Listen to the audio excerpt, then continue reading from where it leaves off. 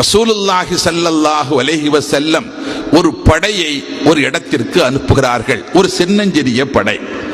அந்த படை வெளியில் செல்லுகிறது, சரியா என்பது அதற்கு பெயர். இந்த படை வெளியில் செல்லுகிறது.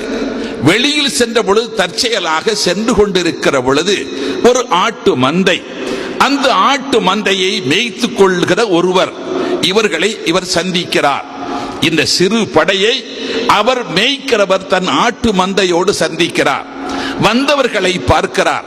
பார்த்ததோடு அவர்களுக்கு முன்னிலையில் அஷ்ஹது அல்லா இலாஹ இல்லல்லாஹ் வ அஷ்ஹது அன்ன முஹம்மதன் ரசூலுல்லாஹ் என்று ஷஹாதா கலிமாவை சொல்கிறார். மிக்தாத் இப்னு அல் அஸ்வத் என்பது அவர்கள் அணியின் பொறுப்பில் இருந்த ஒரு சஹாபியின் பெயர். அந்த சஹாபி அப்பொழுதைய நிலையில் பெருமானார் ஸல்லல்லாஹு அலைஹி வஸல்லம் உடைய அந்த அணியின் பொறுப்பெடுத்து